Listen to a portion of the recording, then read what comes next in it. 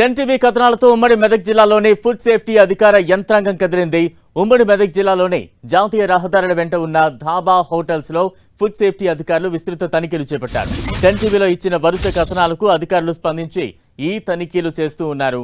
కస్టమర్లకు అందించే ఆహార పదార్థాలు అధ్వాన్నంగా ఉన్నాయంటున్నాయని, కనీస శుభ్రత లేకుండా కిచెన్లలో వంటలు చేస్తున్నారని అధికారుల దృష్టికి తేవడంతో అధికారులు బృందాలుగా మారి మెదక్, సంగారెడ్డి జిల్లాల్లోని జాతీయ రహదారుల వెంట ఉన్న దాబాలు, రెస్టారెంట్లలో 2 రోజులుగా తనిఖీలు నిర్వహిస్తున్నారు. ఈ తనిఖీల్లో వారాల తరబడి నిల్వ ఉంచిన ఆహార పదార్థాలనే వేడి చేసి కస్టమర్లకు వడ్డిస్తున్నట్లుగా అధికారులు గుర్తించారు. అలాగే వాడిన ఆయిల్స్ నే పదే పదే ఫ్రైల కోసం వాడుతున్నారని గుర్తించిన అధికారులు పలు హోటల్స్ యజమానులకు ఫైన్స్ వేశారు.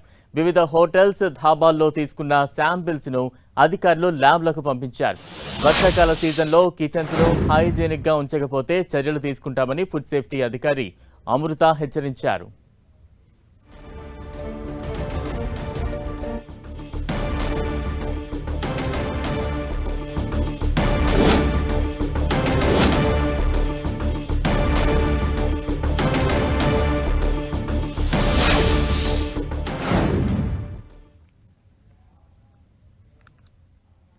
రైట్, బ్రేక్ న్యూస్ మనం చూస్తూ ఉన్నాం. 10 టీవీ కథనాలతో ఉమ్మడి మెదక్ జిల్లాలోని ఫుడ్ సేఫ్టీ అధికార యంత్రాంగం కదిలింది. ఉమ్మడి మెదక్ జిల్లాలోని జాతీయ రహదారుల వెంట ఉన్న ధాబా హోటల్స్ లో ఫుడ్ సేఫ్టీ అధికారులు విస్తృతంగా తనిఖీలు నిర్వహిస్తున్నారు. 10 టీవీలో వచ్చిన వరుస కథనాలకు అధికారులు స్పందించి ఈ తనిఖీలు చేస్తూ ఉన్నారు. కస్టమర్లకు అందించే ఆహార పదార్థాలు అధ్వానంగా ఉంటున్నాయని, కనీస శుభ్రత లేకుండా కిచెన్లో వంటలు చేస్తున్నారంటూ అధికారుల దృష్టికి తేవడంతో అధికారులు బృందాలుగా మారి మెదక్, సంగారెడ్డి జిల్లాల్లోని జాతీయ రహదారుల వెంట ఉన్న ధాబాలు, రెస్టారెంట్లలో 2 రోజులుగా తనిఖీలు నిర్వహిస్తున్నారు.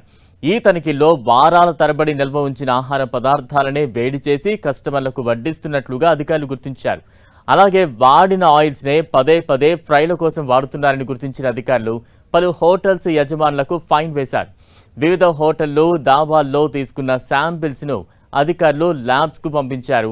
వర్షాకాల సీజన్లో కిచెన్స్ ను హైజీనిక్ గా ఉంచకపోతే చర్యలు తీసుకుంటామంటూ ఫుడ్ సేఫ్టీ అధికారి అమృత హెచ్చరించారు.